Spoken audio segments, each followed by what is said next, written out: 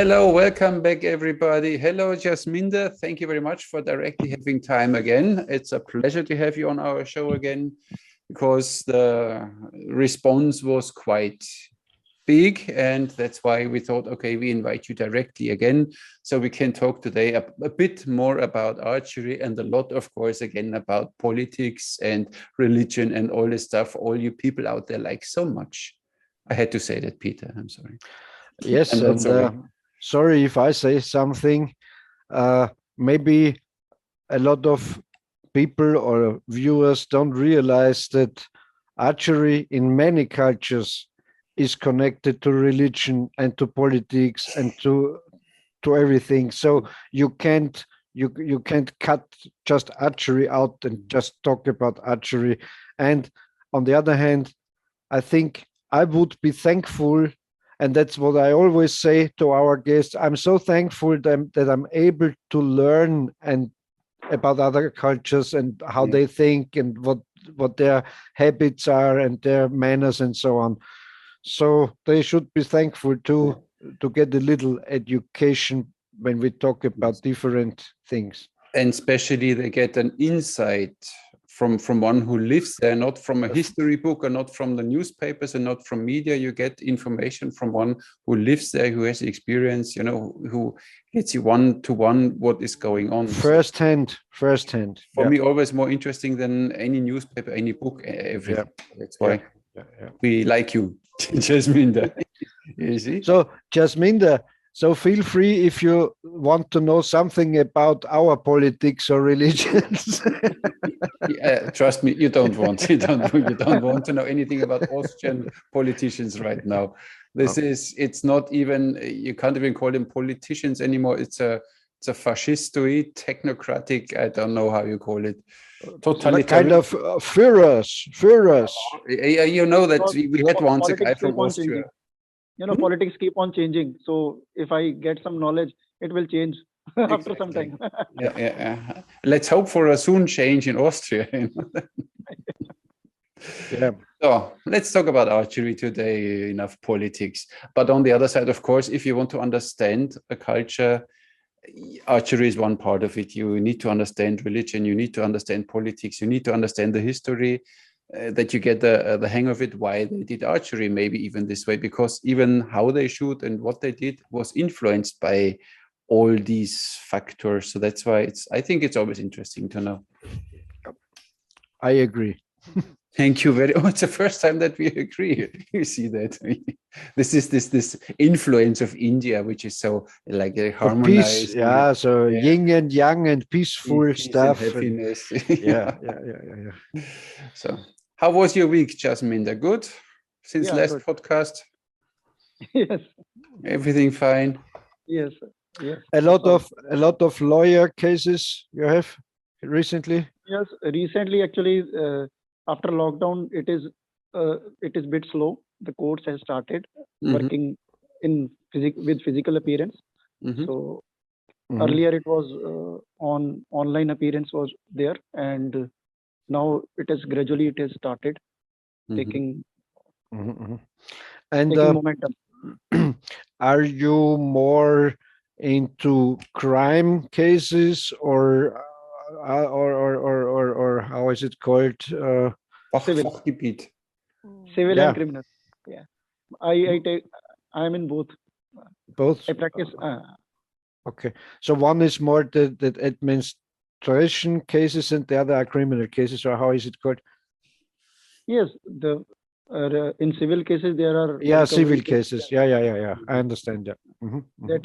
That is regarding the recoveries or such kind of consumer cases. There are these all comes into civil, and the other one regarding the violence or harassment like that, abusing, murder, rape, etc.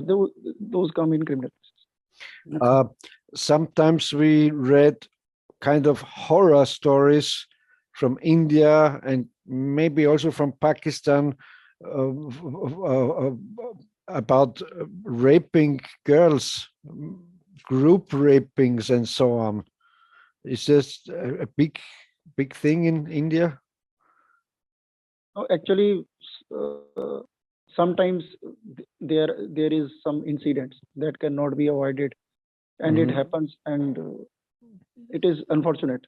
It happens, but it is not that it's happening everywhere and every time. But it depends upon seldom incidents that is propagated by media, and it goes on, and then people try to make an image of like that it's happening very much. After all, India, Pakistan, they are both very populated countries. Okay? When there is a lot of population, even if 2-3 incidents also happens, it looks like that it's happening And Peter, if you want to see it organized, you need to go to America, to Jeffrey Epstein's island, and then you know what's going on there. But I don't know if it's true. It is kind of connected with the kind of caste system, that is a social thing, that the guys are raping lower caste girls or so. Is it connected to somehow to that social actually thing? No, actually what we say, all girls are our daughters. Okay, we have mother, daughters, they all are common for us, right? We don't, the people who are not educated, that they have no values, they have criminal mind. Criminal mind can be anywhere in the world. Exactly. The person who is having a criminal mind, they will do criminal acts. Of course. So that is, in every society, such people exist. Not only in India, in other countries also. In every society. It depends upon how you become vocal against them, how you have to be vocal against them. So now, if something was in backstage, it is coming in front of the society, people are fighting against it. So earlier it was, something was covered, and now people are raising voice against them.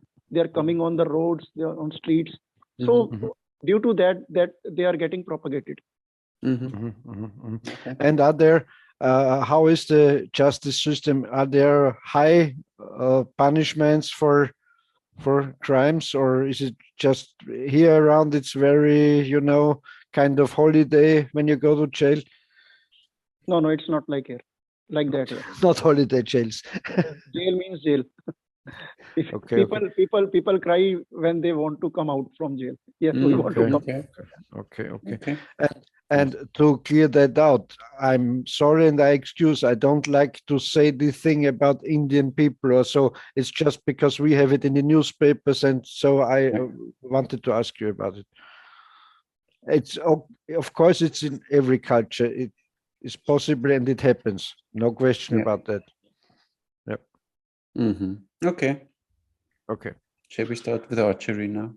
Oh, I'm sorry. This is it's still a bow and arrow related, some kind of, sometimes we should talk about. I saw that you did a review. I didn't watch the review yet of this one piece, this crooked bow from Flagella Day. This is one piece. The snake bow, this osage orange. What do you think of it in one sentence? Marvelous. You really, I didn't like it. It's nice to look at and nice to hang on the wall, but when you shoot it, it's like, I don't know. Actually, I never had that. I never tried that bow earlier. Okay. I was very much waiting for a osage orange wood. I haven't seen it earlier. Okay. So in India, we don't have that wood. So Flagella Dye when sent it to me, nice. And I was really very happy that, and the way it was made, that was very much interesting. That mounted kind of and snaky design that I like. To look at, they are nice. I had one too. So, and it was so simple, and I think it was comfortable to draw, and it was giving a good penetration into the target also. Yeah, it's not so bad. But you said you don't have osage orange. Which wood or what materials did they use in ancient times for their bows in India? I mean, we know this Mughal bow, but this is, as we heard last time, you're not really an Indian development. bamboo was very much used, Bamboo, okay. and there was mulberry. But did you make these kind of with sears or simply as longbows, or what recurves, or what was the style? I just steam bended it and with the siyas at the part of siyas. But in India, I haven't earlier, except Mughal bow, I haven't seen that in any museum that siyas were specially connected and made like that. It would have been a single bow only. I think that's very natural, because if you're like a tribe living in the jungles, you will make your kind of straight self bow, and you're able to hunt on and to shoot. Yes. Yeah. Oh. So the people can talk bad about me. I have one question more for Jasminder, because we talk about archery and also battle and warfare and something. So is there in India any legend or any story of female warriors? Yes, there are many. Many? No. He doesn't like this idea of female warriors. So the man stayed at home and did cooking and sewing, and the women go to war. No. Or how? Or how was it? I think everybody who was capable of fighting was sent to war. Not every female is made for breeding, I guess. Yeah, true. That is correctly said by Armin. Some are protected from breeding because they're ugly. You send them to war. Yeah, that's a good idea. Yeah. See, yes, more people. So, now I believe in female warriors. They send them, the ugly ones, and they talking all day long. They send to war because they don't need it bow and arrow. You send one female to the enemy lines, and she talks them until they, oh my God, we can't listen. Let's go home. It's psychological warfare. Psychological warfare. Just send the women over. They didn't even have to learn any weapon for me. Look at this. Ingenious. They just have to start to talk. Exactly. Oh, we are mean today. You see, we are bad macho guys. Jasminder, sometimes. Yeah. No, I believe in female warriors, and I always did. When we had this talk with Petra Engeländer, she's she represents this female warriorship. And then Peter always said, yeah, but there are no real female warriors. And then even in Japan, we heard that there were female warriors, and we heard single ones, single cases, but not a kind of like the Amazons, not the tribe of female warriors. That's not true. A tribe, maybe. Do you have also female warriors in your country? We had, that old sagas from the Northmen and the Vikings and so on, and there were female warriors. They were called Valkyries, like that Richard Wagner's Valkyrie. And so on. And these were kind of female warriors, but they were religious figures. The Valkyries, they were in Valhalla, and they welcomed the fallen heroes. So when they died on the battlefield, the Valkyries picked them up and brought them to Valhalla, where there's a big party going on every night, and every day there's a battle. So what men like to do, to drink and to fight, it's in eternity. So that was the idea of the Germans and the Vikings, and so about the afterlife or the afterworld. When they die in battle, they came to Valhalla, to the other heroes, and they just Valhalla means your heaven. Yeah. It was their god was Wodan or Odin, and he has a big hall, a big hall, and this was this Valhalla. The roof was made of spear shafts, and all was surrounded with weaponry and big horns with beer and stuff they drank, and the Valkyries were around, and every night they partied, and every day they fought another battle, and every night they went back to the Valhalla, and of course this is the spiritual reinforcement for the real men on battlefield. Yeah.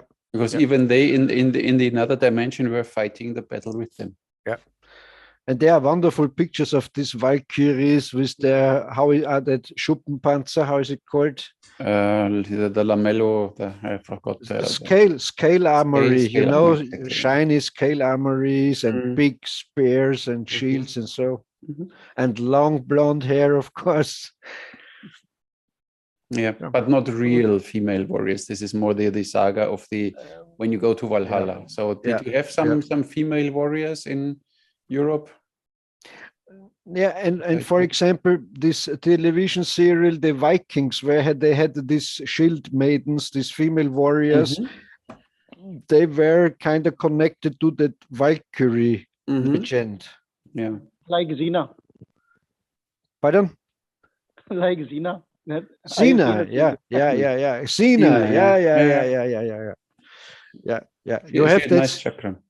Yeah, you have that serial. Yes, I have seen that serial. Very, very muscular lady. But we had Wonder Woman too. No, yes, right. Yes. Wonder Woman, yeah. Yes, the Marvels. And of course, it's true in the present or in the World War II, the Russians had a lot of female soldiers. The communists, the Soviets had female warriors, so to say. Yeah, but they are soldiers, not warriors. So I like to always differentiate between warriors and soldiers. Yeah. Soldier, simply you tell the soldier you go there and whatever you shoot, whatever moves you do it, and the warrior is fighting for something. And it's a free man, not the. What he believes is right. Order. Soldiers follow the orders. Exactly. And how about your female warriors, Jasminder? What is the Indian story about? Yes, there were many female warriors. There were queens, the queens. They were very much good in weaponry. They were, in fact, if you will see the certain movies also, you will find many things in Indian movies and Indian history also. In fact, in the last podcast, we were talking about 1857. The main lady called Rani Lakshmi Bai. She was the main warrior, one of the main warriors. But and then there has been Razia Sultan, Rani Chinnamma, Mai Pago from Punjab. There are many names that I can really say about Indian ladies who are warriors. In fact, our one of the deities there, she is worshipped as Durga Mata and Kali Mata. There are many warrior deities also. Okay. So, but sometimes I think like that. I say, some of them were they real warriors, or did they just lead their troops to battle? No. They were fight they with their really fighting? They fight with their troops. They lead the troops. Yes, really in the battlefield. They have fought on horse. On horses. Nice. Yes, nice. They used to force on horses. Nice. Properly with proper weapon and everything what is required in the war. Because the basic idea of Peter is that the female, because they can reproduce, they need to be not at the battlefield, because you always need to make sure that your race will survive. So that's why you bring the female somewhere in a safe place. They can reproduce, they can bring birth to new Armin, let me interrupt you. You're right. But in this case, what Jasminder is telling us is it was one female leading a troop of men, of male warriors, if I get it right. It was not a troop of female warriors fighting. No, she was having her own female troop also. Okay. Really? Yes. She was a queen of Jhansi. Jhansi is a small place in India, and there was a big fort. There was a fort also. There is a fort also. So she fought against Britishers. And so, and these fighting women were unmarried, or how, or their husbands also fought in this battle, and the females No, also, or she was how? not. Her husband died before the battle began. So she has to fought for her. She became the queen, and she has to fought for her that place, Jhansi. And virtually during the complete freedom struggle, she was the one of the main warrior of the freedom struggle. Yes, first freedom struggle from India. Okay. Earlier in South India, there was a queen named Rani Chinnamma. She was a real warrior, and she fought with Britishers in a very early time, and she defeated them at least, I think, 2-3 times. She defeated Britishers. Wow. Great. So there are many examples. In Punjab, there was Mai Bhako. She also fought with Afghans and Mughals. Interesting. Yep. So we change your point of this, Peter. You change now a bit and open up a bit to this idea. I never doubt that singled out incidents or single women fighting with in connection with male warriors and so on. That there's no doubt about it, and so I believe in that. But I don't believe in a kind of female warrior cultures. And that's what Petra wants to tell us. That is, yeah. No, we need to she's a kind of feminist, I know. She simply likes to bring out this natural out of the female again when they start horse riding with her and shooting bow and arrow, that they connect again to this ancient feeling of female warriors. And I think it's not a bad thing if it's half a myth. I mean, or every myth or every legend has always something truth in it. And still, but if it helps women to get a bit more self-confident and they can stand their ground, I think it's never a bad thing. But who will cook and clean the dishes and taking care for the babies? Look, I can choose here. I have Volt and Bolt on it. I have all restaurants around me, and I let them cook and they deliver, and it's fine. You need to go with time. Jasminder, Armin is reducing the females just to sex objects because they don't need to cook. They don't need to cook. They don't need to clean. He just likes them for his amusement. See, this is now his assumption, because I'm a gentleman, and this is his assumption. See, this is what you get. Yeah. Let's talk about archery. Oh, really? Shall we start now? Hey! Who shot the first arrow in India? That's a good question, actually. Who was the first archer in India? First archer? Yeah. First known archer, something. If I talk about very ancient times, there is Maharishi Parshuram. Who has got knowledge first. He was the first human to get knowledge of Dhanurveda from devas, from gods. Okay. So he is the main guru of the mentor of all the holy sages who further who taught other people about archery. So if we say that first human who know about archery is Parshuram. And he got his knowledge from these devas. Yes. Okay.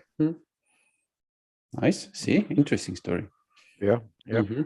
I'm not sure if I read this right, but it said in Daniel video that they first, when they learn archery, they learn with their wrong hand to shoot with bow and arrow until they perfection it. When I'm a right-handed archer, so I shoot left-handed until I can do it properly, and then you swap to the correct hand and you can shoot instantly. If you learn with your normal hand, I'm a right-handed archer, I have the bow in the left hand, I can do this, and now I switch to my other hand, and then it takes again a time until I get it. And they simply turn this around and let you first train with your wrong hand, and then instantly you could do it with the right hand.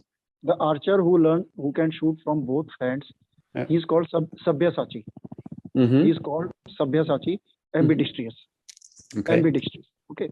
So logic behind learning from both hands was not that one has to be ambidextrous. It is about the direction from if a target is coming from this side. Exactly. Yeah. Yeah. Which arm you have to use. You will not use the other one. Or if the target is running from here, you are not doing. You are taking this and you are. Yeah, you can't turn around. Yeah, exactly. So when you are using your both hands, you can use on both directions. This is the logic and reason behind learning both. This is what I always assume too. That's why I said, especially the horseback archers, they sit on horseback. If the enemy comes from the front, it's okay. From this side, it's okay. From back, it's okay. But when he comes from here, he needs to swap bow hands. But then there are in some Chinese archery Facebook groups, or these guys that say, no, they had then special or whatever. Left-handed archers on the other side of the tactics were like this, that they only shoot in this direction and or in the other. And so I don't know. I think you are a better archer if you can shoot both-handed. Yes.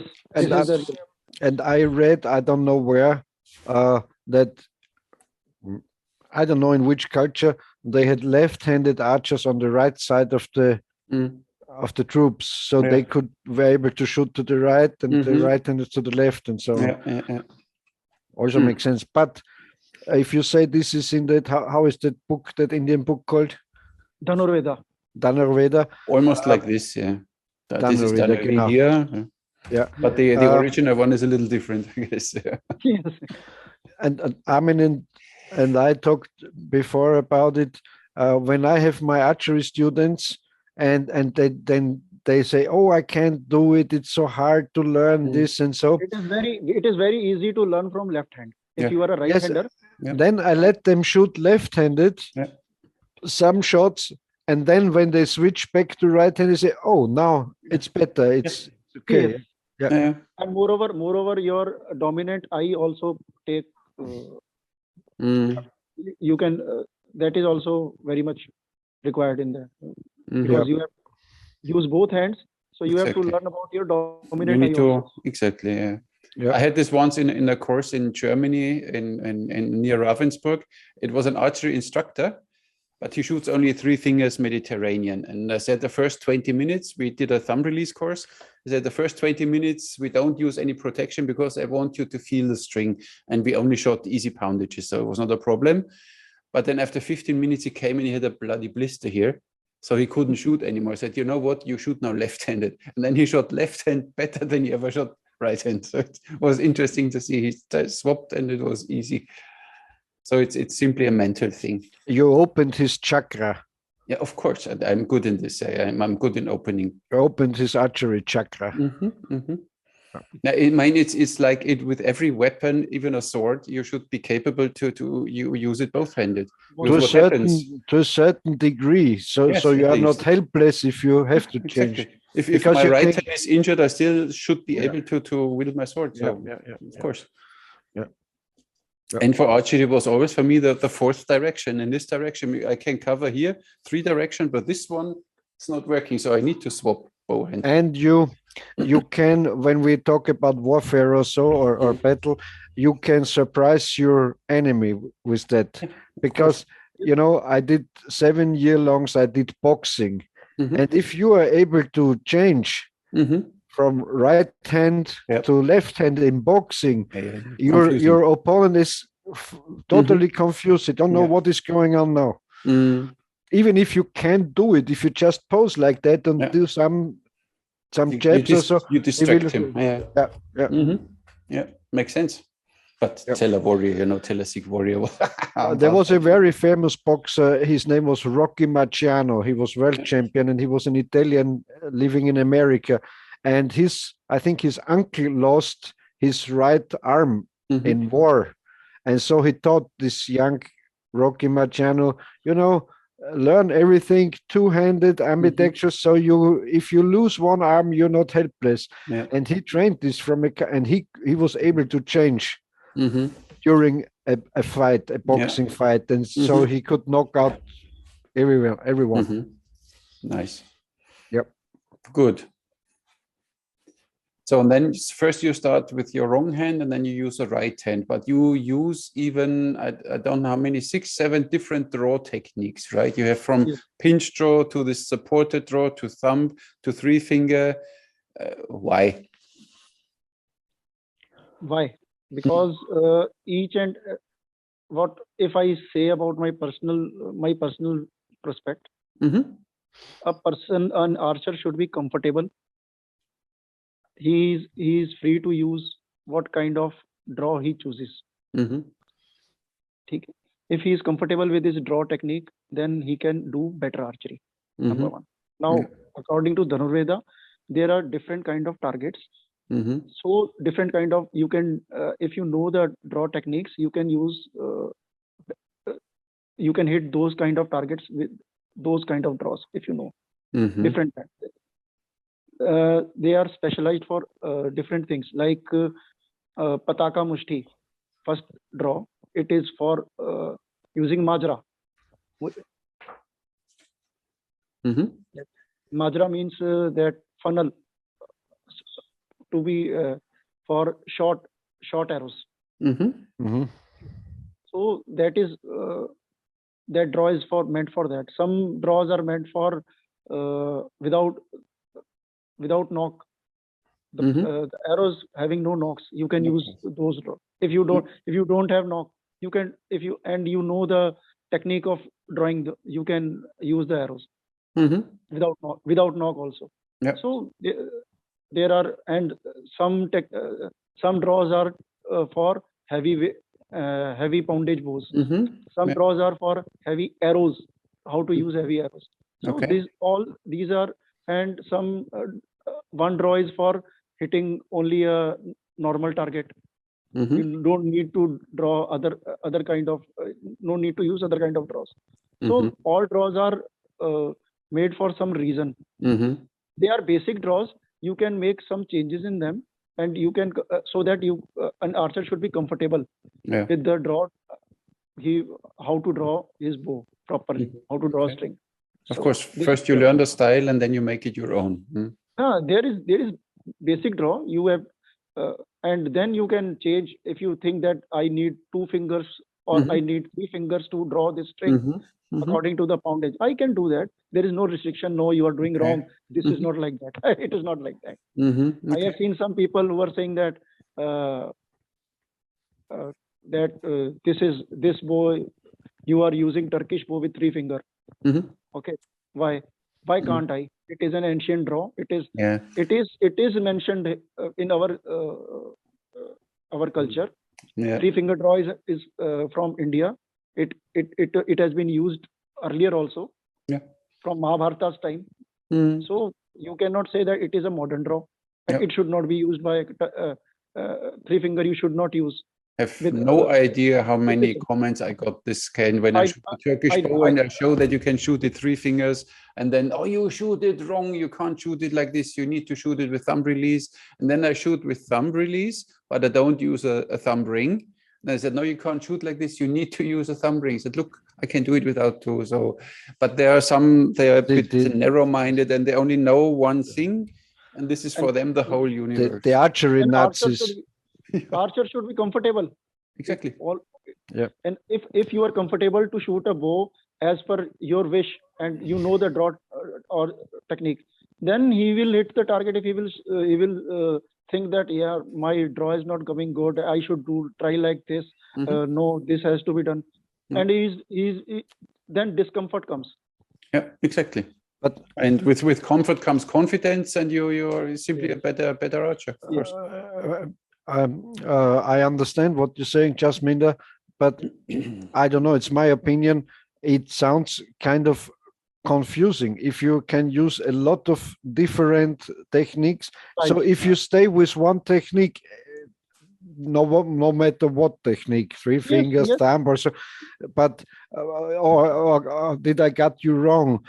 Because I understand it that way, that you change your shooting, your draw, depending on what you are going for, or you stay with one kind of draw and. No, Dhanurveda teaches the lesson. It is a textbook. It is a book. Yeah. When we are learning a subject, then we have to take all kind of lesson, but we have to adopt one thing or two things. Okay. So don't change to every style, but one or two. Knowledge is there. Yeah. But you have to adopt one thing or two things, whatever which you feel comfortable in. I understand. Okay, so you choose one or two, and you learn every technique, and then you decide which one works for you. There are options. That is not only one thing there. And you are following that thing only. Not only one religion. Yeah. And what's your preferred draw technique, Jasminder? I draw three fingers. Three fingers. And one is Singh Karan Mushti.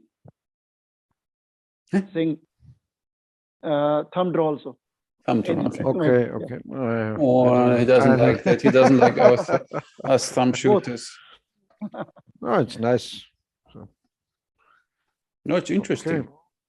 Okay. Yeah. When you see them all, I have them here. This is the first. This is the pinch draw, where you can shoot even knockless arrows, and then you have their kind of thumb draw. I too have also this. But what I see here is that the arrow is relatively high up on the hand. I have the arrow under this knuckle, but it's a little different. So it's a little different. And then you have this, all these different kind of draws there. It's really interesting. Yeah, I came prepared today, Jasminder, Yes. And a very interesting one, I tried it once, I didn't like it completely, is this one. Sir, this is with the index only. Please, this is wrongly mentioned, sir. Okay. It's a Kala, has a name. Kakatundi. Exactly. And what is wrong there? Sir, it is not practical possible. Okay. They say you shoot there on a big target when you shoot like this. Sir, it is not like that. It is shown like that because some interpretation is missing. Okay. While I have you here, okay, then show us first. Good. Oh, look, he has a nice bow. What bow is that? Simsek. Simsek. Only the best, of course. Looks great. Looks good. Means Kakatundi means crow's beak. Crow's beak, exactly. It's what is here in German. So, there's crow, just like crow has beak like this. Lower one here and upper one is like this. Okay. So it is like that. So with which finger you draw? Then with the index finger. So it's like a bit like a pinch draw, only you come a little. It is a pinch draw. But you go a little with the fingers around the string. Yes, because it is not like that. Okay. We are not. This is not a trigger thing. But this is from Henrik Wiethase's book here. So what? So what? Something is to be corrected. Okay. Something is to be corrected. It is not possible to do like this. Yeah, it feels, I tried it because I did a video about this draw techniques and I tried this and it feels completely, you have no feeling of anything. Since Vitas invented that style of draw, it's common in India. No, sir, it is not his fault. Let me tell you. Reason is that some interpretations from Sanskrit to English or Hindi, they goes wrong unless you know Sanskrit properly. Of course. Yeah. Or secondly, the interpreter who is translating that, he is an archer, he should know that logically whether that is possible or not. Yeah, of course. So but these translators were not archers, so that's why. Yes. So if I know Sanskrit or I learned what actually the draw is saying, then I can see whether it is possible or not. This one I need to try. You can shoot even knockless arrows like this, right? It's like this pinch draw. It's cool. Be careful that you don't look at you. Be careful where you point your arrow. Not your wife sits there and nobody's there. And what I saw, I mean, it's not a critic, it's only that I understand it. When you see the 3-finger draw, yes, then only the middle finger, the string is only in the first crease of the middle finger, and the other 2 fingers are on the fingertips, kind of like. Or do you have all 3 fingers in the crease? 3 fingers. One over here. Only these tips are to be used. Yep. But the Only tips, these or you go in the first crease, or you use the fingertips? No. Fingertips only. Fingertips. Because reason behind is that because if you will do like this, it will roll the string. Yeah. Okay. Okay. So the rolling is to be avoided, and you can just hold on and. With the fingertips. And what is wrong with rolling the string? Sir, it will roll down when you pull it. And what's the problem? What's the problem with rolling the string? Sir, then it will affect the arrow flight. Okay. Yeah. And okay.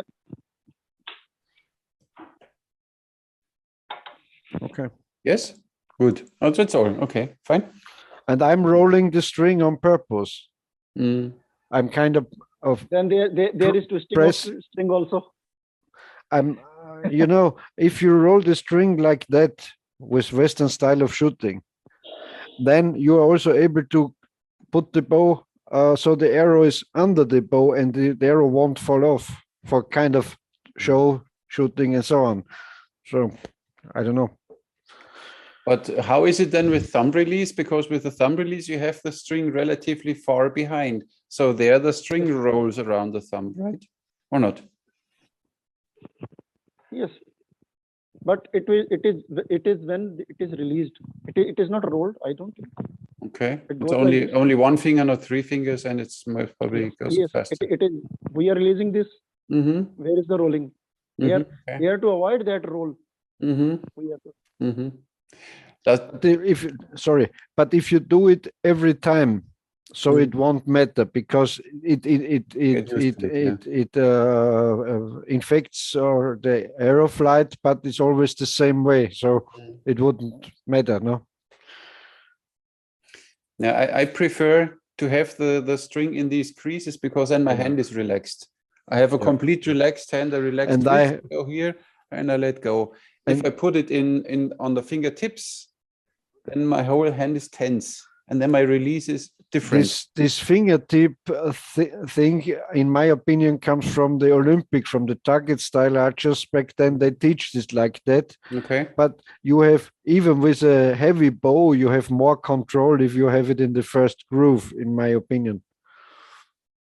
Actually, when the people start archery, they start this finger, they use this technique only. Yeah. But somewhere it is not. It will not become comfortable. If you are using finger tab, then you can use this thing. Then it's okay. Then because then it goes like that. But when we are using glove or bare finger, then I prefer that it should be on the fingertips. Yes. I figured that it's more painful, more uncomfortable when I shoot from the fingertips than when I have it in this first crease. But it's me, because my finger is relaxed and then I let go. This is all tense and it I don't know, it's different for me. But I'm not used to it. I will try that. Don't worry.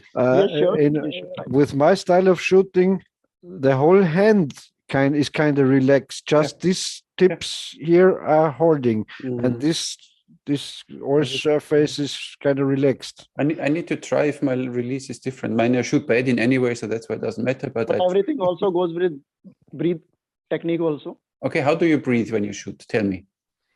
Yeah, sir. When I shoot, it is like that. I'm inhaling.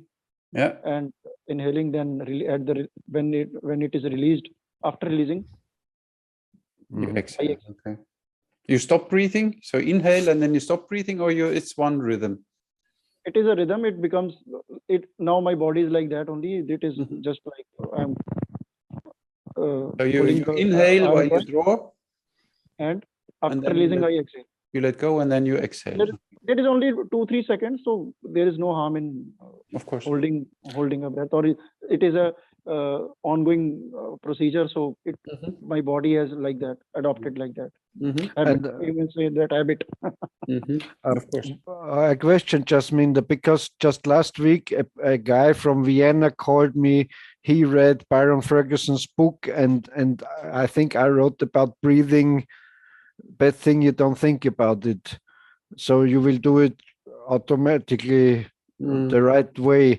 So my question is, do you think about breathing, Jasminder? Do you think during the shot about how to breathe? No. No, it happens automatically. It's naturally, no. Yeah, it is naturally. If you naturally, but when we learned archery, when we started like that. So that becomes our part of our nature. It's same like I just wanted to say, when you learn Tai Chi, breathing is an important part, and so when you come back, you inhale. When you go forward, you exhale. You know. That's but in one moment you simply know it, and I don't have to think about my breathing. It works simply. I mean, I agree with Tai Chi on that point with you, because you haven't a bow, you build up pressure and then you release and so on. I think even if you don't teach it to your students, they will do it by naturally, because let me tell you that I think so. In Dhanurveda also, breathing technique, what we call is connected with yoga. Okay, and so the Dhanurveda is also connected with yoga. There are certain things with breathing techniques by which you can pull heavyweight bows also. That is called kumbhak or kumbh. So you have seen martial artists, they do sit-ups with their fingers or knuckles on their knuckles. So that is they breathe like that. They also do use a certain amount of that technique. So it is there. The breathing has some influence on the. I think so too. I mean, when you see the Japanese, the Kyoto archers, they have a very specific breathing cycle. So when they raise the bow, they inhale, and when they start pulling and pushing, they exhale, exhale, exhale, exhale, exhale, exhale. They release and they still exhale, but with this pressure on your diaphragm, with like you push a heavy weight. And this is how I like to shoot, but it works for me. I always say try different things. If you, when this guy on the telephone asked me how I breathe while shooting, I had to do it to check it because I don't know. Yeah, of course, it becomes second nature. Of course, you don't think about it. You never think about any of these things. One technique is also there, like that they fulfill their stomach with full air, and then they release. After that, they become normal. Yeah, it's different. What I saw when people start shooting and you don't tell them anything about breathing, some think then like with gun shooting, then they come to full draw, they inhale and then they release a bit, then they stop again, like when you shoot the gun or something, and then they release and then and they let go, but then they collapse the whole shot. So that's why breathing for me in the teaching is important, that you at least know how, or 2-3 different ways, and then you find the way which works for you. But I would not leave it untaught. Even otherwise, if you are running, and then you stop, you have to shoot your arrow, then your breathing style is different. Then you have to, if you know, if your body is adopted your breathing style, then it will not make any difference. But if you don't know the breathing, what your breathing style is, then after running, you will just get confused and exhausted.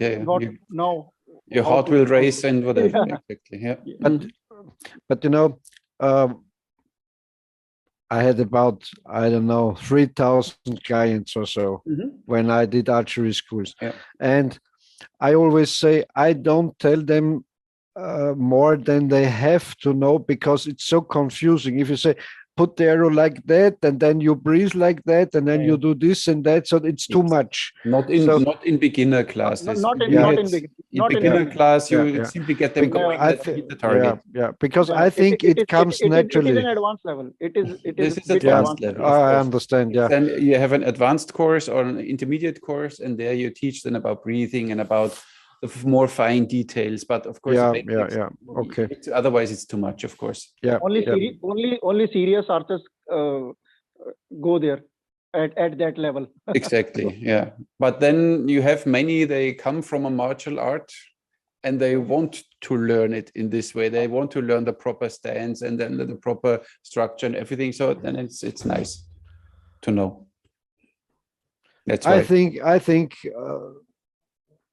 90% or more will do it naturally when they are shooting. They will get into a kind of breathing system. And instinctive archery. Not instinctive, but on the other hand, turn it around. Say, so what kind of breathing is wrong? So there's no kind of breathing wrong to archery. If you feel comfortable breathing in or exhaling or what you like to do, if you do it always the same and it's okay for you, so there's no problem, I would say. When you breathe in, and as long as you don't hunch up your shoulders while you breathe in, this is what happens. Mostly they breathe in and then they stand there and the shoulders are up there and then they try to shoot and it's not going to work anymore. So that's why I think breathing, it's important should not influence your body. Breathing should not influence your stance and body. Exactly. That's why, and nowadays people have no idea how to breathe anymore. And I would say that they would die. So they would die if they don't know how to breathe. But they don't breathe correctly. They don't use a diaphragm. And most people only breathe in their chest, not in the belly, which is, in my opinion, wrong. So you should breathe in the belly. This is what you learn when you do Tai Chi or martial arts, because you use the whole lung capacity, or not only this part up there. It's way more efficient. And I would say that 90% of the people don't know how to breathe properly nowadays anymore. That's why for me, breathing is an aspect in intermediate advanced teaching. But it's me. Jasminder only smiles. Good. So you esoteric guys. No, and I'm listening to masters. It's simply what works for me, and I don't like to stop breathing. So I don't like to stop breathing. But of course, on the other side, you have now all these speed shooters. For them, this breathing cycle doesn't even work anymore, because when I inhale, exhale, shoot, inhale, exhale, shoot, it's a normal breathing cycle, but they shoot, bidding, bidding, bidding, bidding.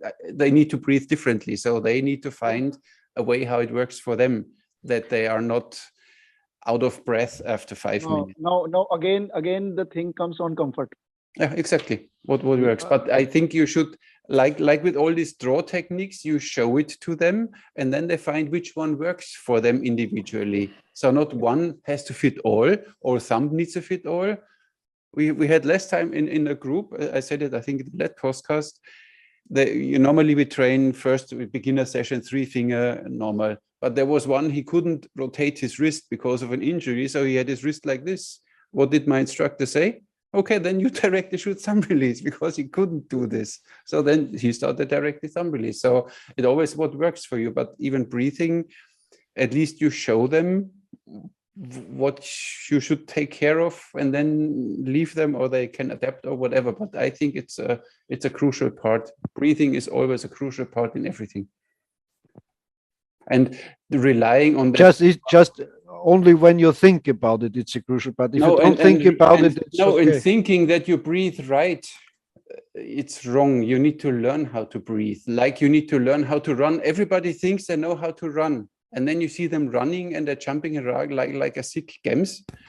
You need to learn how to run. You need to learn how to breathe. I think most people need to do that. And when you see them struggling, it's simply because they didn't breathe properly. I had this in when we had our range, because they were at McDonald's before. No, I had this in our indoor range. I had one guy, he's working out, you know, he had arms double the size than me. And then we had to move some stuff. And after 15 minutes, he couldn't anymore. He was exhausted. And I was like, come on, let's go, let's go. For me, no problem. For him, it was a problem because he doesn't know how to breathe. Because how you call them, these gym guys, and so they are stupid, of course. So they exhaust themselves because they don't know how to use leverage, how to work on, and so on. I think if you want to have the muscles, it's fine, but still learn. And this is a deficiency in these gyms, I guess, in many, that they don't teach them how to breathe properly. When you see Wim Hof, I don't know if you know Wim Hof with his breathing techniques, he shows you that he lets one guy do some push-ups and he manages whatever, 5, let's say. And then Wim Hof shows him his breathing technique for a minute or two. And then all of a sudden, this guy can do double amount of push-ups, not because he has more muscles, only because he was breathing right. Yeah, that may be true. Yeah. Yeah. I believe it. I don't, I dislike this gym stuff, because if you like to really get trained, you have to train boxing or a kind of martial art, not just lifting weights to get blown up. Yes. And I have these muscles I have from maybe from my boxing training or work or so, and I don't need artificial muscles on my body. I always say, if you want to see one of the most efficient fighters, in my opinion, was Bruce Lee. Look at him. He had a nice defined body, but he didn't have big muscles. He didn't have big whatever, because you need to move them. It's unused weight you need to move, like you have an English longbow, you know, with his massive limbs, and then you lose a lot of efficiency because his limbs need to go back, you know. That's why we have the recurve bows. They are small, snappy, fast. Oh, now he hates me again, Peter. Oh, no. Okay, let's go back to Indian archery. So we have the draw techniques, we have the breathing. What is next? You don't use quivers, or do you use quivers in your archery, or how was it in? Because I think I saw this photo only with this belt, that you have the arrows in your belt, or how is it? Quivers were for back also and side also. Mm-hmm. Okay, so you had back quivers, side quivers. Mostly, if you are going to jungle, mostly the archers take back quivers with them. Mm-hmm. Okay. Because they have to move in the shrubs and all those forest areas. Mm-hmm. So back quivers is comfortable for them. Okay. And during wars, yes, there were quivers, special quivers on chariots also. Mm-hmm. Yeah, and of course. On the foot soldiers, foot archers, they also have quivers on. They have side quivers also. Mm-hmm. So quivers were used very well. Okay. Leather and bamboo quivers were there. Okay. Mm-hmm. Mm-hmm. Cool. Nice. Yeah, because there is only mentioned this belt where they put like the Koreans kind of. Okay. And talk again about bows. So the typical Indian style bow is a kind of composite recurved bow. Sir, there are various kind of bows mentioned in Dharma Vedas. There are metal bows also. There are horn bow also. That is called normal longbow. Longbow also. Longbow, horn bow also. And metal bows also. Yeah. But as you told us that metal bows were mostly ceremonial.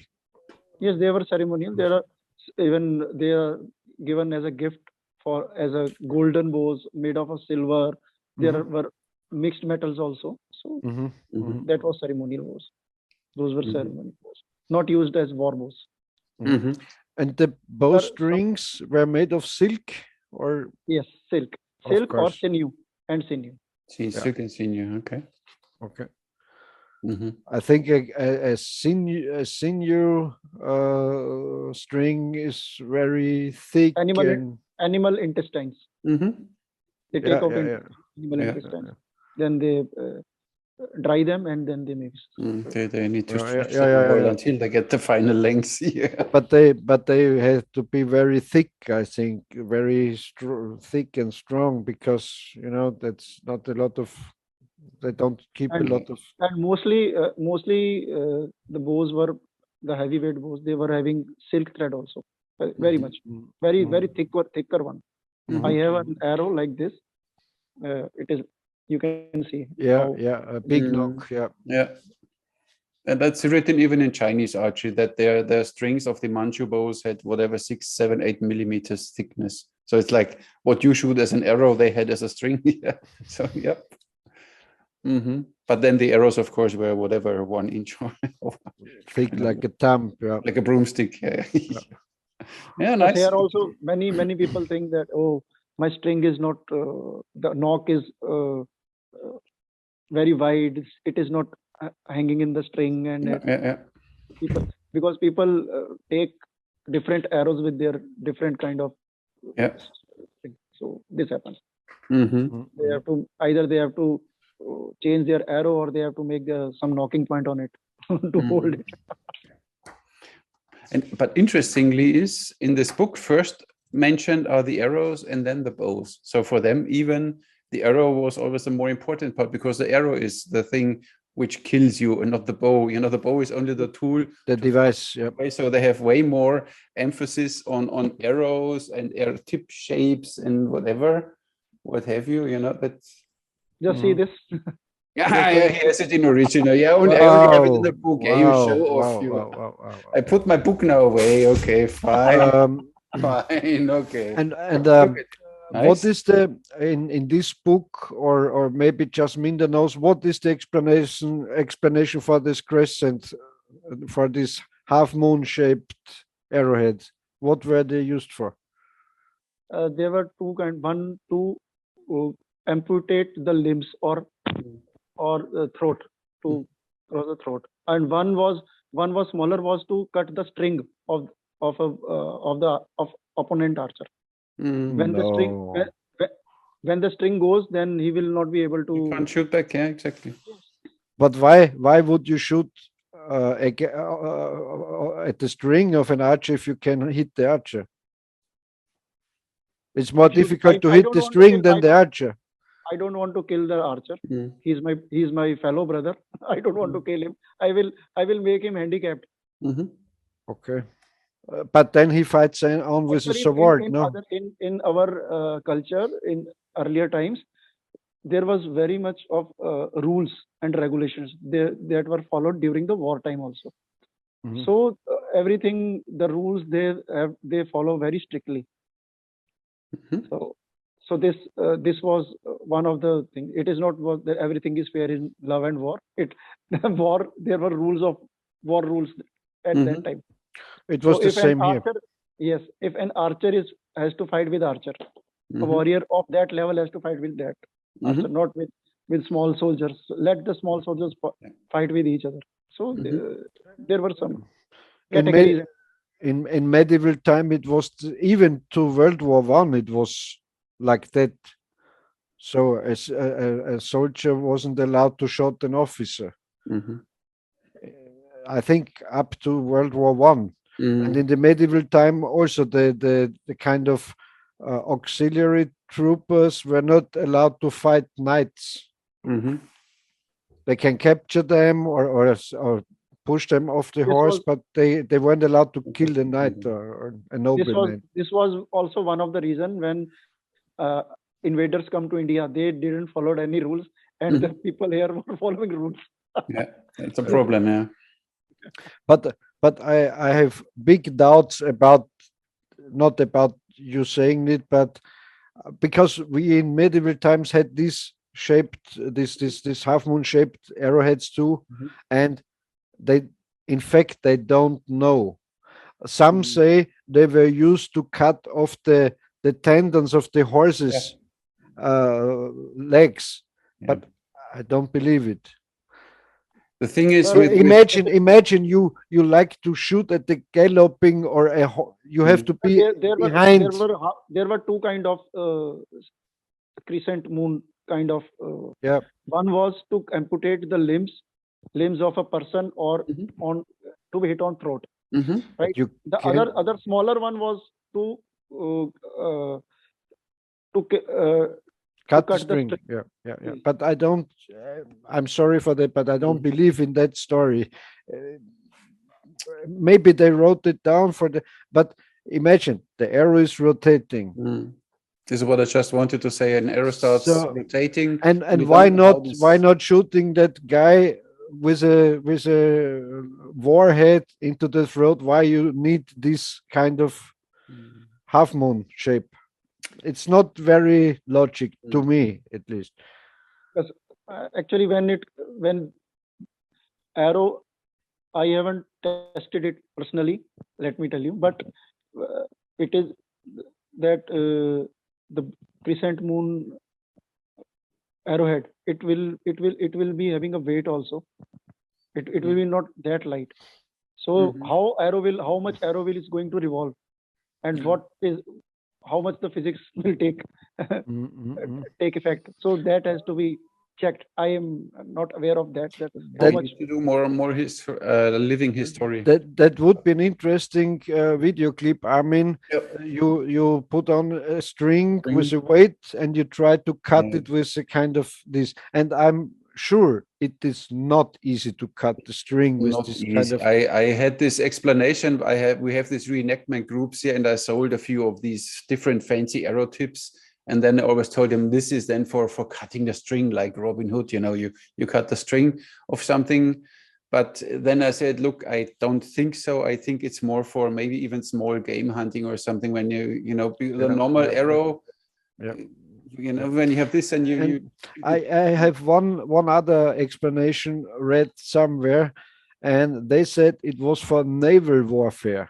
So they shot into the sails. So they cut the sails, and if the sails are not, if they are cut a lot, the ship is not to maneuver. Okay. You can steer the ship as good if you have cuts in the sails and so on. That sounds more logic, because maybe if you shoot with an angle into a sail, you maybe can damage and cut it. But you need to shoot a lot of arrows in a sail. Yeah, I don't know. I don't know. And why shouldn't you shoot then very directly thick. something heavy on the boat? You know, holes are very in the thick. ground. I don't know. Those ropes are very thick, not to be cutted by a single arrow. The ship ropes. I have had till today, even Jasminders, not good explanations for this kind of arrowheads. I need to get off these arrowheads again, and then I will do some testing. Okay, okay. This I like. This is some more. I will also do some more research. And you know, Jasminder, Armin and me talked in the past a lot about psychological warfare, and if you have pictures of this and you have some of these, maybe you horrify your enemy. They say, oh, if that hits me in the guts or so, oh, that's horrible. Or so, you know, you don't know. Or maybe they also like ceremonial stuff. I don't know. I don't know. I believe you that's the official explanation for this, but I still could see that the other way shaped around would be more efficient, even if you want to cut a string. Yeah. You know, even when you hit it with a chakram, you know, you hit it and you cut the string. There is another kind of arrowhead also that is like this. Yeah, exactly. That is also used for cutting string. That's like a chisel. Yeah, this is I can see. And the next thing is, if you like to cut the string of a bow and the archer is in front of you, so the string is behind the bow. So you have to be to the side to be able to cut the string also, yes, at an angle. Yes. That is not for hurting a archer. That is to cut the string. So archer, they has to take an angle on it. But it's such a very specific use case. Then that almost doesn't. I don't believe it. It's not a general thing.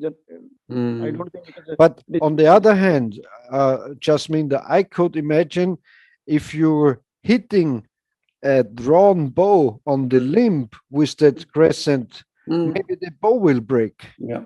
Yes, bow will also. It maybe easier than to cut the string. Yeah. It is used to damage things. If it misses the string, it will hit. It can hit there also. Yeah.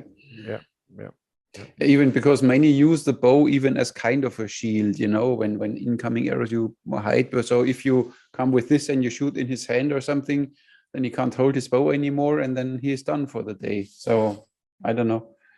It's like in Chinese sword fighting. Cut off the fingers of the exactly. Cut the fingers, bow. you can't hold the bow anymore. You lose one archer. But you could, as you say, you could do it with a chisel pointed. You could do it with the opposite shape.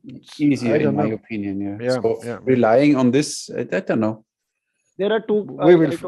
There were two kind of crescent. One is smaller size, just this. Yeah. And other is the wider one. Yeah. So both must be having some different use. Or there were different sizes of people.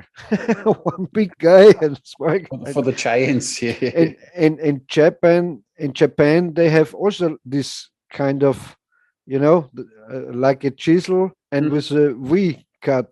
They call it the gut slasher or something. Or for fishing, they said that they use them even for fishing. Because when you shoot a normal arrow through a fish, it doesn't do a lot of damage. Yeah, but if you have something like that, the arrow will come out of the fish. So I don't know. Yeah, for a fishing arrow, you need a barb, some kind of barb, so the fish won't slip off the arrow. If you have you ever tried bow fishing, Jasminder? No, never. I never tried. It's fun. For carp, you know, you have to feed bread into the pond, and then the carp comes and look at all these ones here. Yeah. Oh, yes. I think these are fancy. This one I don't know. This one I really don't see the purpose. This maybe, one, Armin, maybe for blazing flaming arrows. You don't know. They wrap something in, maybe. Yeah. Interesting. Show us your arrow tip again. And let me say one more thing. Imagine even in the past there were crazy folks that just built some shit. Yeah. And you have a picture of it, and what was this for? Freak out the enemy, and the enemy thinks, what are they doing? Yeah. Or just to surprise their friends. And look what I have made, kind of arrow. And say, that's cool. I make myself. I don't know. I will show you a tribal arrows. Made by tribals. Nice. Wow. It's quite long, huh? This is bamboo arrow. Bamboo? Very well made. A nice blade. Yeah. It is made by Bhil tribals from Rajasthan. Wow. And the fletching is helical, huh? Nice. Yeah. And it's a big head. I don't like to get one of these into my bag. Wow. Wow. And I will show you another kind of. Whoa! Ooh, now we're talking. Don't cut your cables off. Don't cut your string. Now you tell me, what is the use of this one? Fishing arrow. Fishing, I would say. Because it's asymmetrical, but it won't matter if you shoot just short distance. So in my opinion, it's a fishing, or maybe to shoot at short distance at the monkey or so you can throw down the monkey, or I don't know. With rope, with string. It goes with string.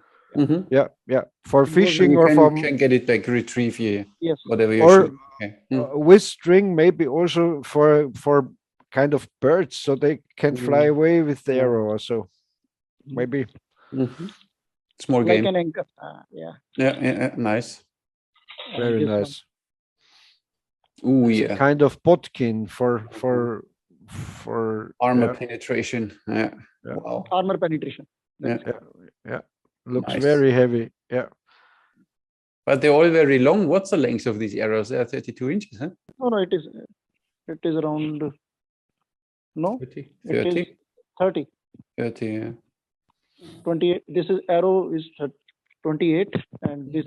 Now, of course, you don't count the tip. You count always from the bottom of the. And so these are all tips with a tank. So they put the tank into the bamboo and they wrap it. Yes. Yeah. It is done like that. Pretty. Nice. And the feathers are from which bird? I think it is. Quail. No. No, it is either it is peacock or that wild hen. Okay. Wild hen. Mhm. Some they make from eagle also. Yeah. I know that, I saw everything here. Look, like this. Wow. Then they had some flu. Yeah. Then they had this ones here. Look, this is then the eagle, I think. But Would they all had, yeah, it's interesting. would bow fishing be allowed in India for carp or something? Fishing is allowed. Bow is allowed. bow fishing with bow and Bow arrow? fishing, I haven't. You Yes, know, I haven't seen anybody doing this. Only in you tribal. have to try it. It's very nice. It's very fun, and it's very simple. You just need any kind of device. You wrap around a kind of braided string, Mhm. and you put this with some tape or something on Yeah. the front of your bow, and you wrap around the string and fasten it to the arrow, fix it to the arrow. It's really funny. Mm. You can Yeah, have tribals do that. Tribals here still do that for Okay. their livelihood. Nice. They do this, but generally I haven't seen any person doing bow fishing here. I haven't. Okay. And even we don't see that people carrying bow. Then how where to have bow fishing? Okay. Here, it is not that much popular now, but it is gaining now. It is gaining. The sport is gaining, but it is not that popular. Currently, it is people are not aware how to get knowledge about that and how to get the equipments. This is the problem. It is not easily available. So we were 3 to 4 friends. We drove to another part of the country, and we had a big ice box with bottles of wine inside and old bread, old rolls, sandwich bread, and all day long we feed in bread, and the carps come and we shot, and you miss, and then you have to pick out another spot where you feed again, and so you can have fun all day long, drinking a little, shooting a little. Very nice, very nice. Interesting. Then I saw one thing, Jasminder. It's like how do you call any Weihe, a Bogenweihe? When you go in the church, and how do you call the English word? Salvation. Something like that. That for the bow, before you use the bow, that you bring him to a kind of prayer for the bow. A prayer for the bow. You still do that, or is it still forgotten thing? No. We do this. You do this, okay. How does it work? Kind of like? Does it help? Does it help with shooting? We have to give honor to our weapons or our items, sports items. So just in the mark of respect and honor, we do this. And sometimes there are some days when we worship them like God. That's what I like in the Sikh culture. That's what I like. With incense sticks and everything, we do that. Okay, we do artis, we do what we say, prayers for them. Okay, because they are our saviors. We can in ancient time they were the saviors. Because if you have those things, the weapons, they will only in Sikh culture we say the weapons will save you. And you also so you do need it to learn that. Yes. And you also do it to firearms. Yes, it is a weapon. I love it. Weapon. Great culture. I have to convert to the Sikhs. and is it possible? But then you have to stop smoking and drinking. Okay, then it's easier for me to become a Sikh as I don't smoke. And I stay with smoking and drinking, but I take this weaponry worshipping just this segment of Sikh I take to me. Better than nothing, no? Better than nothing. Yeah, pick your parts which works for you, and the rest you simply ignore. Yeah. And how does it nature work? is like that. You can do it at home, or do you need to bring the weapons to a special place, or you have a kind of No, an no, altar no. at home, a special place for your weapon? You put them there with candles and with incense sticks, and you say, Yes, we can do that at our home also. okay. And how often Yes. do you do that? Every month, or every half year, or year? There is in a year 2 times we do that. Okay, Normally. 2 times. Okay. Normally. There are 2 occasions. Mhm. Just like you have a Father's Day or Mother's Day. We Okay. have a weapon worship day. That's interesting. And only, of course, if there would be now some battle, then you must probably do this worship before you go to battle or something, right? That is there. That has to be done. Okay, cool. I like this. How is it with firearms? Is it difficult in India to possess firearms, or is it easy? No, it is. You have to take license for firearms. It is some boards are very much prohibited. You can have air gun, but you cannot have more than 0.22. Okay. You Okay. from 0.22 you have to attain license. Okay, but you will get it if you like it. Yes, you can. Okay, it's just license. If your police records are clean and you know everything, and the mental doctor said that you're okay, then you can have it. Yes, because you have to register yourself. You have to take a license and apply to the government licensing authority. So they provide you license, and you have to give a specific reason that why you need a weapon. Yeah. Okay. But if after you're the in approval of government authorities, then you can have that your gun or whatever bore you want. Okay. But if you say you like to go to a rifle shooting club and do rifle shooting, so you will get it. Yes, example. That is also there. That is also there. There is Indian Rifle Association also here. So you can become a member of that association. Then you can have as a sportsman or sportsperson or the user of you can attain that also. And also handguns, also pistols and revolvers? Yes, everything. Anything. Okay. Anything. Nice. And bow and arrow. And there is some restriction that whether you want to keep it at your home or you have to carry it. For carry, you have to get a special permit. Yeah. Special permit, and moving out of the city or state, still you have to apply for the special kind of license, special permit. But otherwise, you will be not allowed. But you, as a lawyer, I guess you would have no problem to get a carry permit, no? Yeah, not in no. Pardon? What are you saying? I said because of your profession, because you're a lawyer, and so maybe you could be in danger for self-defense. It would be easily possible. Even though I have to apply to and get a license for that, I have to give a reason. I have to give a reason. Okay. Then I can carry. And shotguns? Yes. Shotguns? Shotguns are also there. It is procedure is same. Law is same. Okay. Once you attain the license, you have to mention that what kind of weapon you want to have. That has to be mentioned in the license. Whenever there is some prohibitory orders by government, you have to submit your weapon in the police station. Okay. The whole data is with police station. They will come and they will get your weapon safe in their safe box. Yeah, it's the same here in Austria. Every 5 years or every periodically they come to your place and look for your weapons and look for the numbers on the weapons, if this is okay and so on.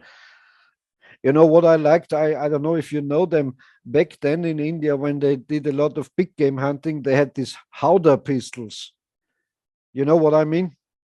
This big bore, sometimes double-barreled or sometimes single-barreled, big bore, little big pistols. So they had them as a backup when hunting tigers or so. So they had a big rifle for hunting. Kind of muzzle ones. Yeah. Interesting. But bow and arrow is completely free of any license in India. No, there is not required. Yes, but you cannot take it on a public place in a braced manner. Okay. You cannot take. Of course, it's normal. Yeah, but because here in Malta, more than 60 pounds, you need to have a gun license if you want to shoot more than 60 pounds. Okay. Luckily, they don't know the law properly. So I got sometimes a bow which had 50 pounds at 28 inches, but the bow drew 35 inches. And at 35, it had 65 or 70 pounds. But it's like hilarious. So you could draw maybe every bow up to 60 pounds. So every bow needs a license. You don't know. Yeah. Crazy. Yeah, but in Cyprus, as example, there is a limit 30 pounds. Everything more than 30 pounds, you need a license. It's really... So even the Olympic archers need a license because they shoot 40 pounds maybe? Yeah, then it's sport. I don't know if it's then with sport archery, but I guess that, yeah, they need some license. But they are then organized, of course, in their clubs. So then they get their registration over the club. But they can only use it then in the club, so not somewhere else or something. So restrictions again. Yeah, I think it was also in India that the British used to hunt wild pigs on horseback with very slim bamboo spears with a blade in front.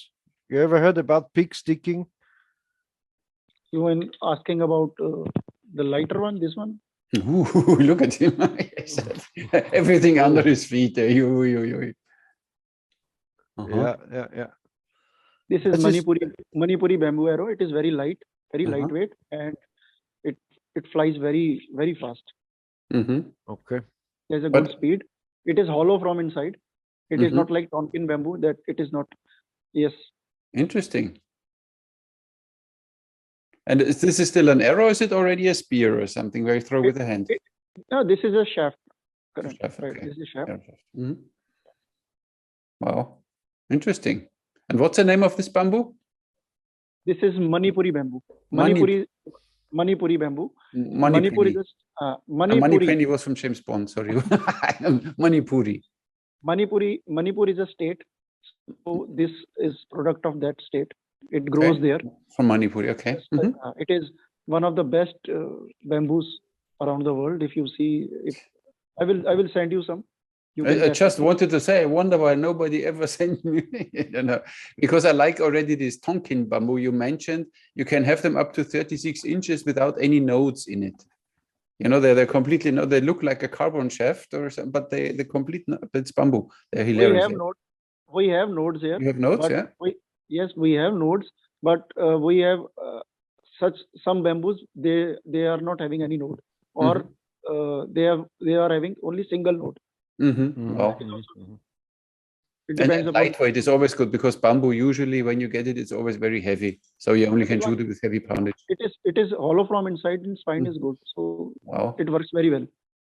What's a spine? You have a spine tester? You don't have a spine? You have a spine tester. Okay. Look at him. He has everything. Nice. I got it from Indonesia, from Harsum. Okay, it's a good one, huh? Yeah. Yeah. Nice. See my reviews, they sell, they make business with my reviews. It's interesting. Yeah. Truly. They could support me a bit more, but that's fine. And I'm happy when I can help someone. When they really do something nice, and you see that Arsum is really putting his heart into his work, and he's listening, because he made then these 2 arrow rests. And I said, look, it's okay for 28-inch long arrows, but usually we shoot longer arrows. And then when I put the arrow center that I want to see the FOC directly, then the feather is in the way. What did he do? Instantly, he 3D printed a different holder there where you can put one feather inside. So yes. Perfect. One feather goes inside. And now he made a new one, a short version. He will send it to me soon. And he really listens. I said, listen, now put a battery in it, do this and do that. Yeah, we do it. Wow, nice. That is how the things improves.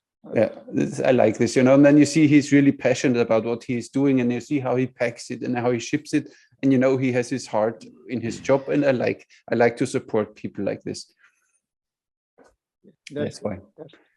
So, Jasminders, so how often do you gather with your archery friends or with your society or club? Once a week or every once a month, or how you often you have your training sessions? Or Sir, I first of all, I do my own practice, right? Secondly, I have been called to have some camps also. There are at least people gather there, at least 200, 300 people. They come. They never touched any bow and arrow. So I take my all bows and arrows with me and to show them, so that they can get an experience, and they get if they get involved in that, is my purpose is served. So this is how I am going. I am reviving archery. I am making people get aware about how to feel a bow. They have never touched a bow. Very nice. Yeah. First of all, they have to feel it. Then they know. And I am not going to. I cannot teach them in 2 days camp. But yes, I can give them an experience that how to shoot a bow. Exactly. How you feel. What you feel when an arrow goes from when you release the arrow, and how you feel, how you touch the bow, how is the grip. That all these things is they are fascinating, and this is how the people will obviously, if they will have an lifetime experience. Yes, I have used that bow. I have touched a bow. Exactly. Yeah. So somewhere, if they will slowly, not now, they will do archery after some time, because they have got an experience. They have got a touch. Exactly. Very good. And so that I'm doing, and some people are organizing camps and they are calling me, and I really love to show all those things, bows, arrows, and the teaching, learning, whatever I know, I should distribute it among the people. Very good. So that the knowledge should not die. It should not go with me. It should be there. Because reason is that, let me tell you, the setup of society, it is a one guru who has 10 kinds of knowledge. Okay. Here what we say, a guru will take one knowledge with him, and he teaches 9 kind of lessons to his pupil, to his learner. Then what happens? So that he should not challenge him at any point of time. That if his student will challenge him, then he can kill him or whatever. He will. He should have an upper hand. So what happens then, if a person is having 10 kind of knowledge? He gave 9 kind of knowledge to. And one he takes with him. One he keeps with him, and it goes with him. Okay, when he dies, it is gone, or he teaches that knowledge to his son or his daughter. Okay. Now what happened? The person who has taken 9 kind of lessons, he will keep one, and then to his next generation, there will be 8, and slowly, gradually, and the last person was having 1, and it also went. Nothing. He takes it with it. So this happens due to the personal nature of a person. Human nature. It is human nature. For his safety, he has not given the knowledge, but because he was fearing that some days people will come and challenge him. The student will challenge him. But he should. But on the other side, he should be proud. I'm always proud if I teach someone and he is really dedicated and he gets better than me. Then I said, "Oh, now you're angry because I said no. You could make me not more proud than when you learn from me, and I give you only the start, and then you develop your own, and you get so good at it. You can't make me more proud." Yeah, so that's why he can be happy. No, I'm talking about that, how the things were perished. In India, how the things were perished. Of course. Because they kept one knowledge with them, and everybody kept one kind of knowledge with them, of and course, slowly gets lost. It was lost. Yeah, I understand. And Jasminder, and so you go to different places over India with this kind of schools. Yes. Yeah, and every kind of class or social group there is joins in. No, okay. Everybody is equal for me. No segregation, nothing about anything. Very nice. Great. Yeah. So it also connects people. Yes. Archery is for all. Archery is for all. What I think. Yeah. Exactly. Me too. Yeah. That's why we do this. What we are doing. That's why. Yeah. Nice. And how often do you practice then by yourself? Daily. Okay. Daily 400 arrows at least. 400 euros every day. You must have a lot wow. of time. I have the wrong job. You know, I should be lawyer. Very No, good. I take it in the morning or after I come from my work, then I do this. Oh, nice. And what distance you're shooting most time? What range? Depends upon how much time I have got. If I have more time, then I go to range, or otherwise I take in. I also do archery in my home. At my home, it's around 12 meters. I have got a space of 12 meters. I do there also. Sometimes I go to nearby park. There I do. That is, I can do up to 30 or 40 meters. And into my room also, I have made the setup. That is only 10 feet. Ah, Enough that's for right. practicing. Yeah. Just for the form. Yep. Yes. So I have made I have segregated my archery system. He's really dedicated, huh? And We can learn from him. and your husband, your wife is happy because you're shooting in your living room, no? Yeah. I also told her to do some archery. She has broken one glass, so after that she stopped. Window pane. Okay. The arrow was a miss. Yeah, that can happen, you know. Nice. Interesting, yeah. Well done. A lot of information today. I hope our viewers are happy today that we were talking a lot about archery, not about politics and whatever. So let us know in the comments. I hope so, yeah. But I think it's still more to come, so we need to invite you another time. We already have 2 hours. I will show you a picture. Okay. Yeah. Yeah, this is I made in when I was 12 or 13 years old. Wow. Okay. And that time I didn't knew that I will become an archer. So this was. I can see. I anchor. Yeah. The form is a little off, but it looks very good. Very good. Nice. Beautiful. You're an artist, huh? Yeah. Pretty. Yes, I love to draw. Yeah. Oh, very good. You know, like that old samurais, they have to be artists, they have to do calligraphies and carving and something, and also we're warriors and have to write poems and something. And so that's a kind of nice. Sir, art always clean your heart. Exactly. Yeah. Art cleans your heart. That's why it's art. Yeah. That's why in the word heart is the word art. Yeah. Art.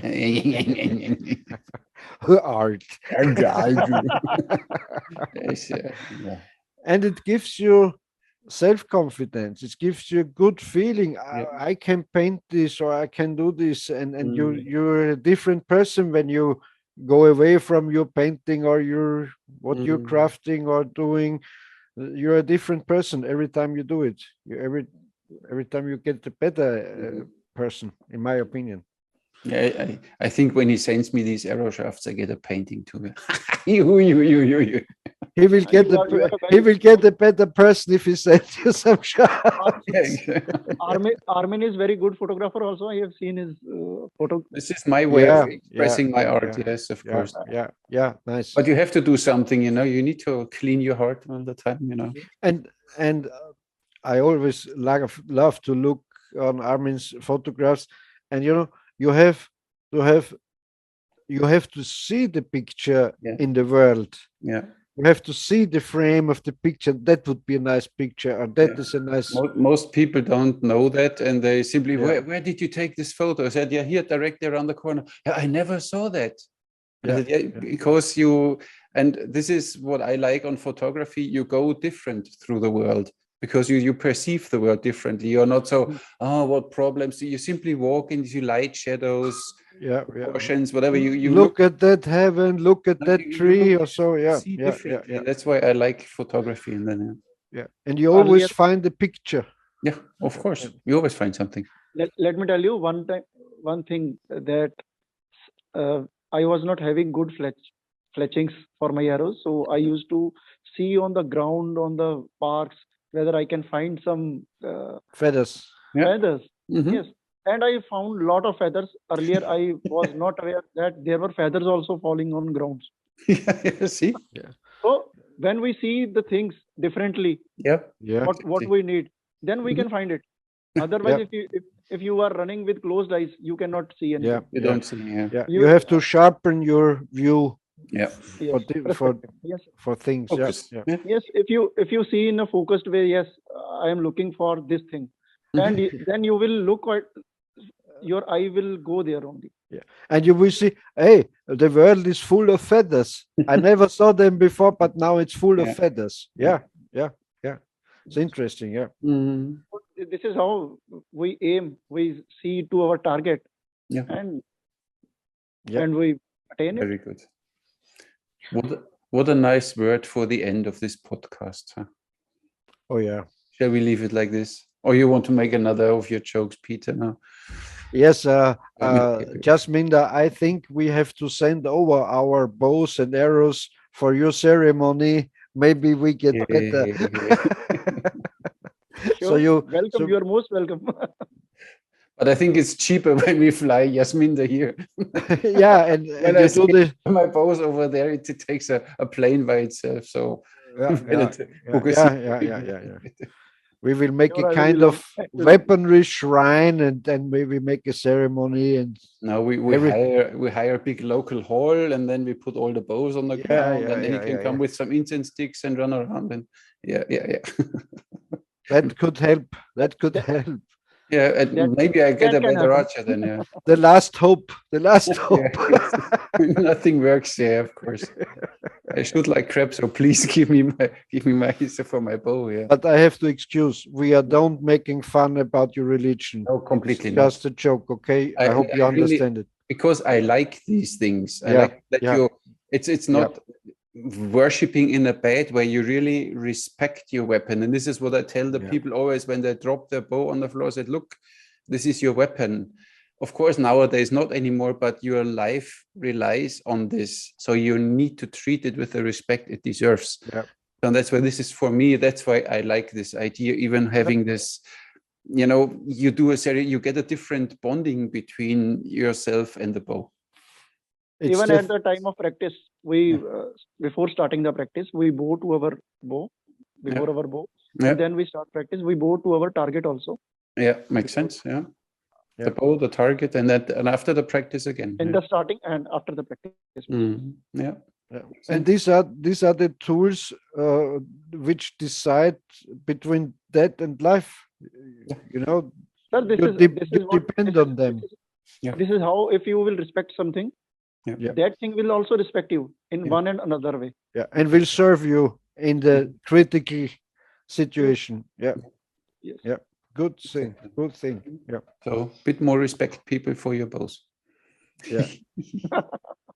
and it's an easy thing. You only need to have this mindset or realize that it exists too. You know, it's of course a different dimension or whatever, and it's esoteric, and you can believe it or not, but it helps you connect with your bow.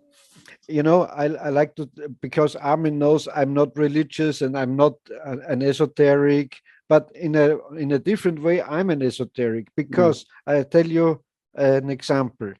If I have a very well-made bow made by a master bowyer, I can't put it into the same bow bag with a poor made, let's say, Henry Bodnik bow or something. Snake bow, the snake bow. Yes, you know, that's also kind of religious and esoteric, because you think this is a highly valued and nice weapon, and this is just some weapon. So I don't put them together into one bow sock. I have them all in the same box and in the same bag. Me not. For me, the bow is the bow. No, I'm an esoteric in that manner. No, but it's, you know, and it depends on my life. It doesn't matter. Then it's the bow I have in my hand. If it's the Botnik bow, if it's the other bow. It's the respect I have for the bow maker. Okay. I can't put a low value, just mass produced. Factory made is different. So I can't. I can't put them together into one bag, because I have to honor the bow maker. Okay. Good. Understood. It's also esoteric, of course. Yeah, because it doesn't matter if you put them in one bag, but I don't do it. As long as you feel better, it's fine. Yeah. Yeah. Same here. That what I am showing also on my channel, that when a bow comes to me, I am describing about the bow maker also, so that it is one the labor or his art he has given in his bow. This is put in his bow, and that should be people should know about it. It should be given proper credit. It should be given. Yep. A bow maker has to be given credit because of him we are doing good archery. We are getting a good experience. We are getting a good weapon, and it is they are to be honored. Secondly, the people here in India, they should also know that what kind of effort is now being put in by the bow makers, and they can also replicate that thing. That's true. So that because our bow making techniques and our bow makers, bowers are not now, they are not living now. They are perished. So to revive their DNA, so these things has to be shown. So I understand. I do that. Very good, very good. On the other hand, I have to mention, not every bow maker is a saint. That's also true. That's true. He's like a maker, and not every archer is bow maker, nor bow maker is a good archer. It is not. Yeah. True. True. Yeah, makes sense. What you say. Yeah, fine. And you know what is 100% true, and I saw it in some bows. You know, you have to be a good friend with a good bow maker, so he makes you the best bow he can, because most bow makers, of course, are working on the safe side, so the bow won't break, or they don't get any, reclamations and problems and issues with the bow. So they tend to overbuild the bow in some way. And just a bow maker who is a very good friend to you, who is sure you will walk to him if the bow breaks, and you will say, look, maybe we can work it out. And so he will make a good bow, a very narrow, a very, fragile bow, because the old guys like Sexton Pope, and so they said, in full draw, a good bow is 7/8 broken. Yeah, of course. So it's not too much wood on the bow, or too much sinew, or I don't know, and so every bow which will not break if you overdraw it is not a very good bow, because it's too much material on the limbs. And that's what I mean with that. And you have to know a bow maker very well, so he makes and if the bow breaks, it's no problem for me, but I want the best bow you can make. Of course. Yeah, I understand. Yep. And nowadays people are very much they are thinking of long draw. I have to draw. Many people ask me, how long can I draw? Then I ask them, what is the purpose of your of long draw? Do you require, and do you have those long arrows with you? If you thank you, because we always fighting. I say, what is the advance of a longer draw? That the arrow stays longer in contact with the string and can get more kinetic energy. Physics. Of course. When you push a car, your car stopped and you push him for 5 seconds, does it roll the same way as if you push it for 20 seconds? Yeah, but you have a kind of peak in every bow draw curve. So it pushes not 32 inches. It pushes not 32 inches. It pushes one peak and so on, Yes, but longer time is a factor too, not only the amount of the punch.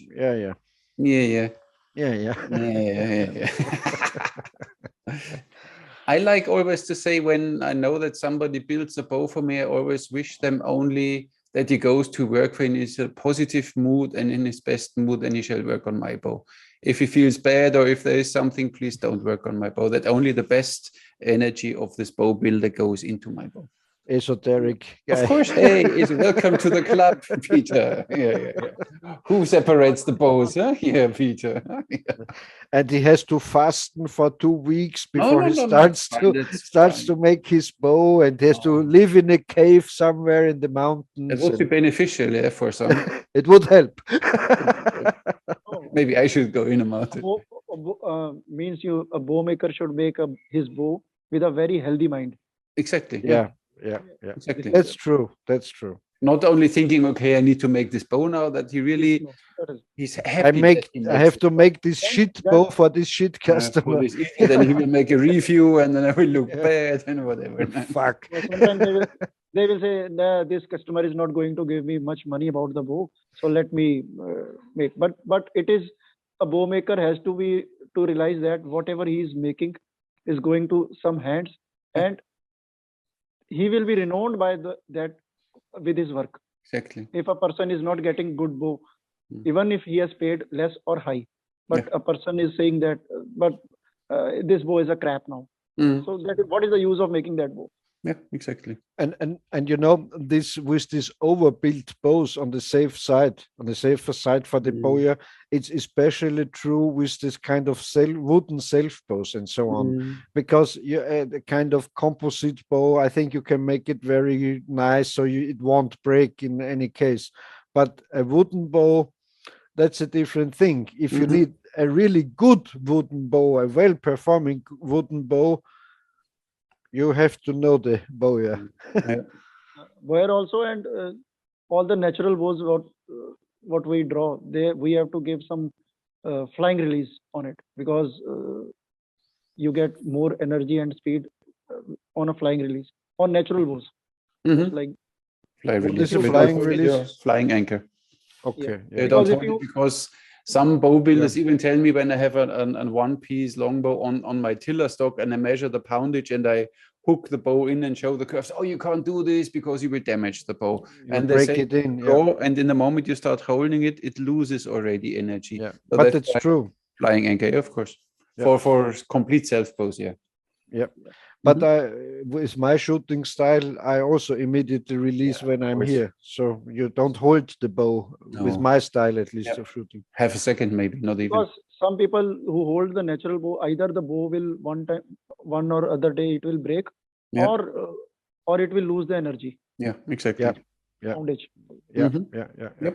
And that's we talked about before. Compared to a kind of wooden self bow, a composite bow is a kind of highly sophisticated tool, because if you keep it, if you take care for it, you can keep it and you can give it to your son if you take care for it. But a wooden bow always will get damaged or break or weak and something like that. So that's a big step in bow development.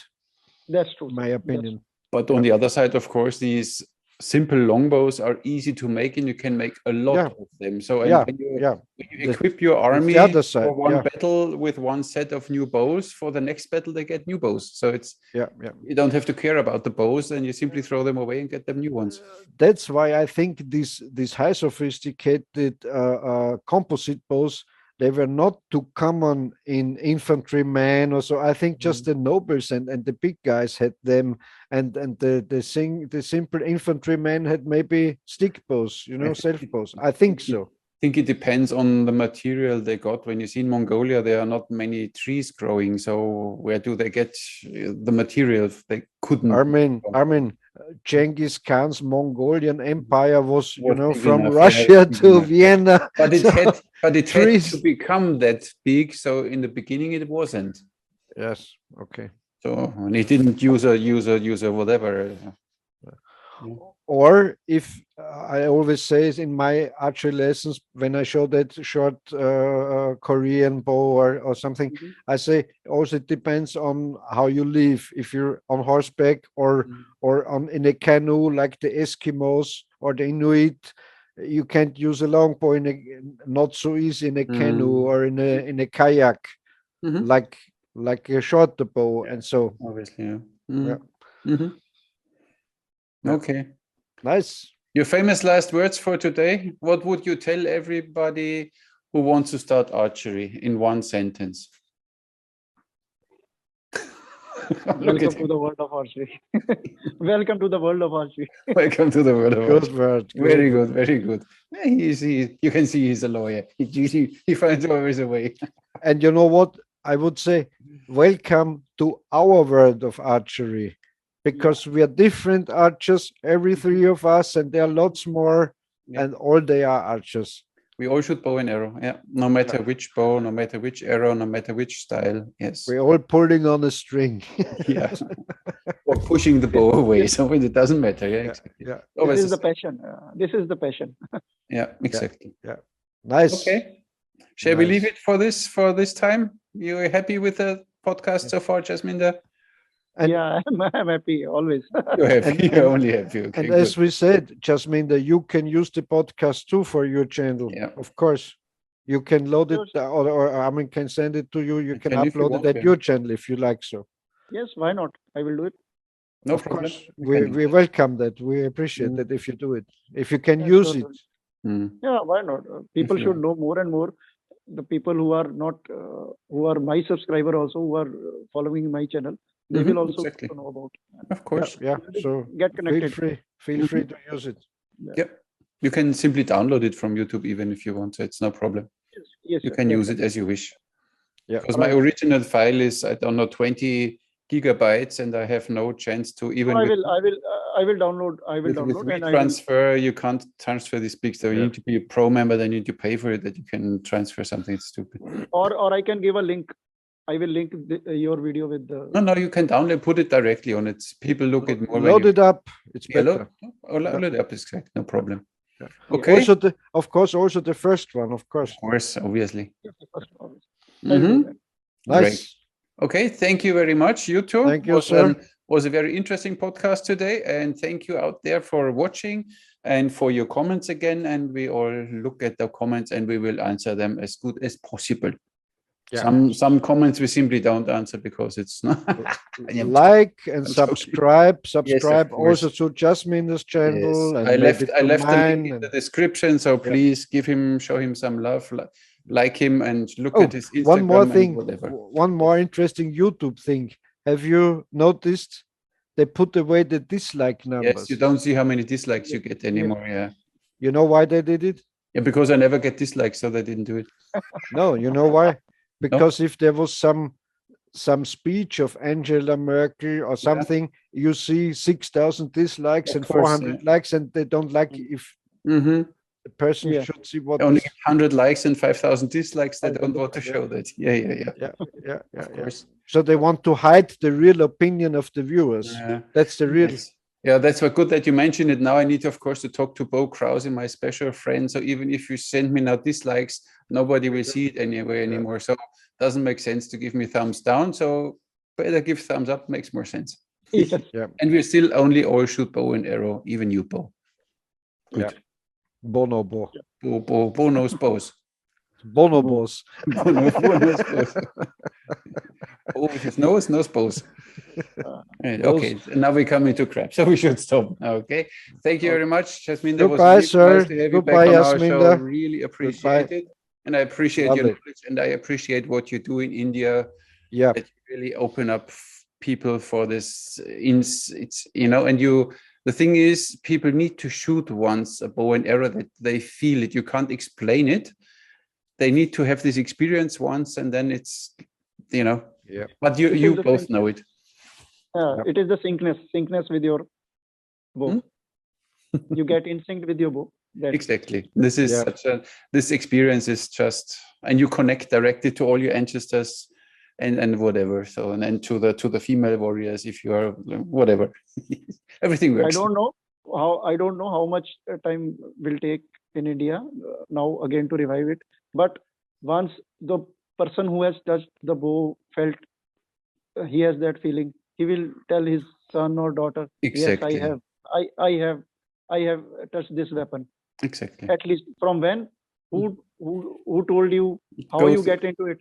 Yes, then then I am honored. Yeah, no, you already own it, so don't worry. You do really a good job down He's there. a big guru over there. I see. Yeah, He's yeah, a big guru over there. But he deserves it. It's fine. Fully deserved. Okay. Nice. We leave it for today. Thank you very much for watching, subscribing, and everything else.